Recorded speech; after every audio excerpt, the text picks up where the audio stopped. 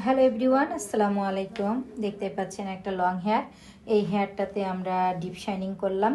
এই হেয়ারটা deep shining করতে যেয়ে কয়েকটা প্রবলেমে পড়ছি। সেটা হচ্ছে হেয়ারে ছিল বিভিন্ন কালার নেয়া এবং আপনার হচ্ছে মেথি মেহেদি নেয়া।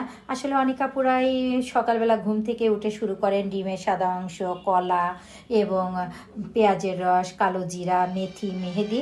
আসলে এগুলা খুবই একটা ভুল সিদ্ধান্ত। হেয়ারের যে গ্রোথ, সূর্যের আলো থেকে আমরা যে ভিটামিন ডি, আলো বাতাস হেয়ারে পাই, সেটা আসলে ব্লক করে দেয়। যে সকল আপুরা হেয়ার রিবর্নিং, ডিপ শাইনিং করতে চান, আপনারা এই যে হেয়ারে বিভিন্ন হেনা প্যাক এবং বিভিন্ন হচ্ছে বাসায় অর্গানিক তেল ব্যবহার করেন আপনারা হেয়ারে, তাতে আপনার হেয়ারের ভারসাম্য যে সুস্থতা, এটা আসলে নষ্ট করে ফেলায়। আসলে আলো বাতাস এবং হেয়ারটাকে সুন্দর রাখতে এবং